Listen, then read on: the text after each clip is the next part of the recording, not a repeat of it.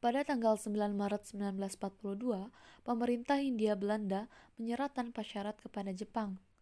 Jepang mulai menguasai wilayah Indonesia setelah Belanda menyerah di Kalijati, Subang. Pada tanggal 1 Maret 1945, Jepang mengumumkan pembentukan BPUPKI atau Zokoritsu Junbitsu Sakai atau Badan Penyelidik Usaha-usaha Persiapan Kemerdekaan Indonesia. Pada tanggal 29 April 1945, Jepang meresmikan BPUPKI yang diketuai oleh Dr. Rajiman Weddiodiningrat dan Wakil Ketua pertama Ichibana Seiyoshiyo dari Jepang dan Wakil Ketua kedua Raden Panji Suroso. Dengan beranggotakan 67 orang yang terdiri 60 orang dari Indonesia dan 7 orang dari Jepang. BPUPKI bertugas menyelidiki, mempelajari, dan mempersiapkan hal-hal penting mengenai tata pemerintah atau pembentukan Indonesia merdeka. BPUPKI mengadakan sidang sebanyak 2 kali. Sidang pertama BPUPKI tanggal 29 Mei sampai 1 Juni 1945 membahas dasar negara. Sidang BPUPKI dilaksanakan di Gedung Chousang-in, sekarang diberi nama Gedung Pancasila, di Jalan Pejambon nomor 6 Jakarta Pusat. Dr. Rajiman Weddiodiningrat mengatakan bahwa untuk mendirikan Indonesia merdeka diperlukan dasar negara.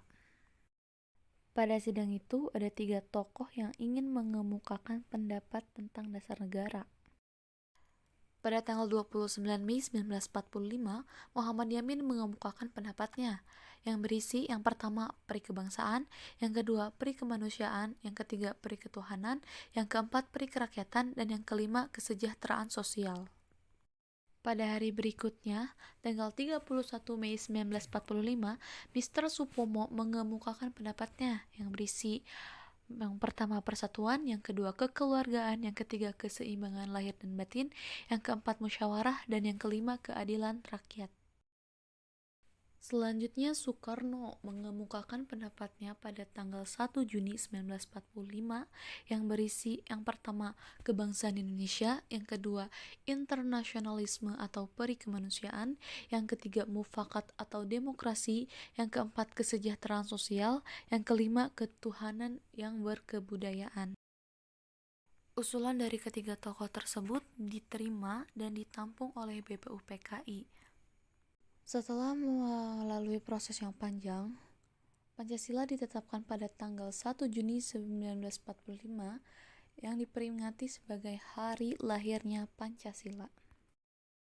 Pada tanggal 22 Juni 1945 dibentuk Panitia 9 yang beranggotakan Insinyur Soekarno, Mr. Profesor Muhammad Yamin, Dr. Andes Muhammad Hatta, Mr. A.A. Maramis, Raden Abikusumo Tjokrowijoso, Abdul Kahar Muzakir, Haji Agus Salim, Ki Haji Wahid Hashim, dan Mr. Ahmad Subarjo.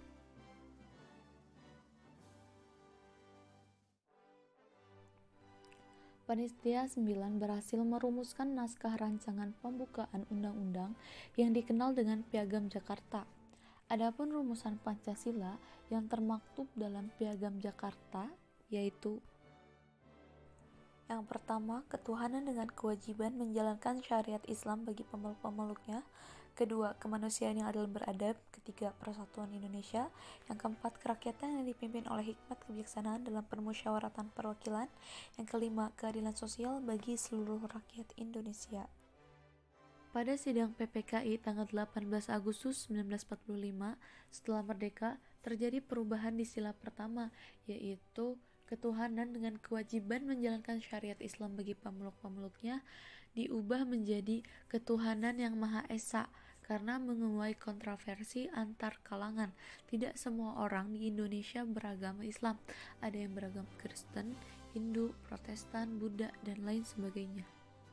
Dengan begitu, secara resmi Pancasila menjadi yang pertama ketuhanan yang Maha Esa, yang kedua kemanusiaan yang beradab, ketiga persatuan Indonesia, yang keempat kerakyatan yang dipimpin oleh hikmat kebijaksanaan dalam permusyawaratan perwakilan, dan yang kelima keadilan sosial bagi seluruh rakyat Indonesia. Tanggal 6 Agustus 1945, pihak sekutu menjatuhkan bom di Hiroshima dan tanggal 9 Agustus 1945 di Nagasaki. Pada 14 Agustus 1945, pasukan Jepang menyerah tanpa syarat kepada pihak sekutu. Berita ini diketahui oleh bangsa Indonesia di Bandung pada 15 Agustus 1945 melalui siaran radio BBC London. Pada 15 Agustus 1945, Insinyur Soekarno dan Dr. Andes Muhammad Hatta baru kembali ke tanah air memenuhi panggilan Panglima Jepang untuk Asia Tenggara, yaitu Masakal Terauchi di Saigon, Vietnam. Dari sinilah terjadi pro dan kontra antara proklamasi kemerdekaan Indonesia. Golongan muda ingin cepat-cepat memproklamasikan kemerdekaan Indonesia karena hal ini merupakan hak dan masalah rakyat Indonesia sendiri tanpa bergantung pada negara atau bangsa yang lain. Sedangkan golongan tua menginginkan kemerdekaan Indonesia dilakukan secara terorganisir, misalnya dengan pernyataan dari bangsa-bangsa lain dengan melampirkan tanda tangan dan lain sebagainya. Perbedaan pendapat ini membuat golongan muda melakukan penculikan yang dilakukan oleh sejumlah pemuda yang dikomandoi oleh Sukarni, Wikana, dan Hairul Saleh.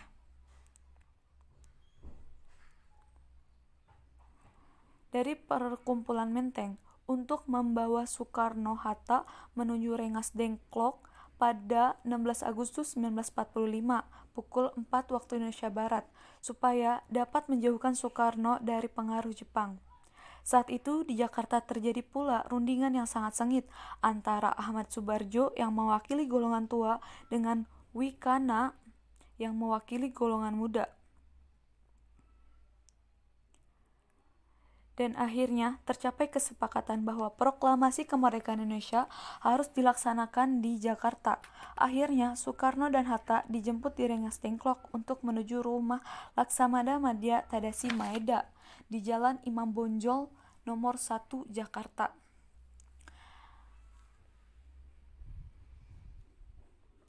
Naskah proklamasi akhirnya dirumuskan oleh Insinyur Soekarno dan Dr. Andes Muhammad Hatta serta Ahmad Subarjo.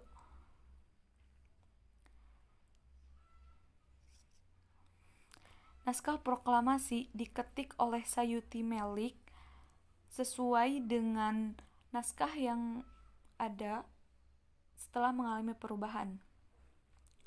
Akhirnya pada hari Jumat tanggal 17 Agustus 1945 di depan rumah Soekarno di Jalan Pegangsaan Timur nomor 56 Jakarta, teks proklamasi kemerdekaan akhirnya dibacakan oleh Soekarno. Proklamasi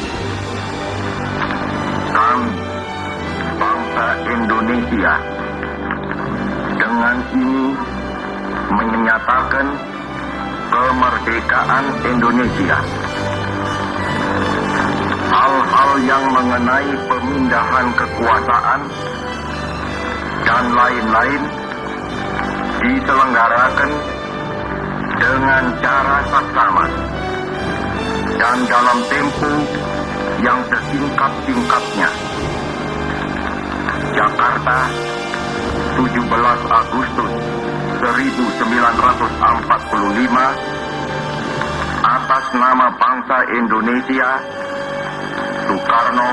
Pada tanggal 22 Juni 1945, 38 anggota BPUPKI membentuk Panitia 9 yang terdiri dari 9 orang untuk merancang Piagam Jakarta yang akan menjadi naskah pembukaan Undang-Undang Dasar 1945.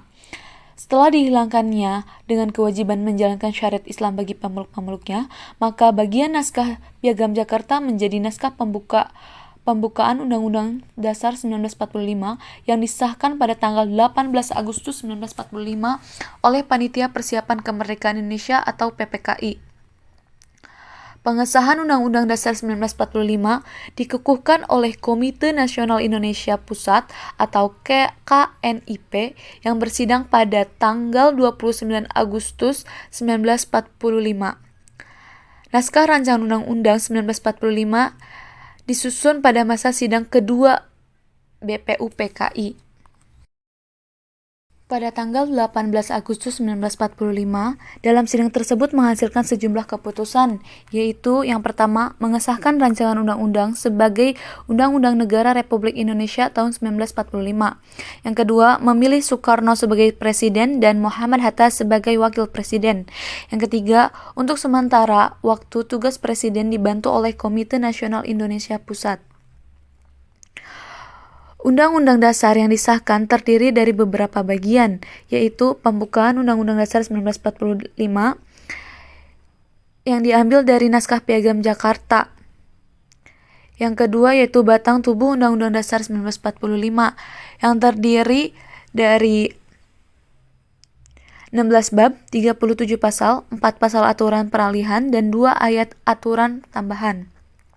Yang ketiga, penjelasan Undang-Undang Dasar 1945. Pada penjelasan Undang-Undang Dasar 1945 tersebut terdiri dari penjelasan umum dan penjelasan pasal demi pasal. Pada 29 Agustus 1945, Undang-Undang Dasar 1945 kembali disahkan oleh KNIP. Dengan demikian, pembukaan Undang-Undang Dasar 1945 memang membuat 5 butir sila sebagai dasar dan tujuan negara. Namun, kelima butir sila yang terdapat di dalam pembukaan Undang-Undang 1945 secara konvensi disepakati sebagai Pancasila.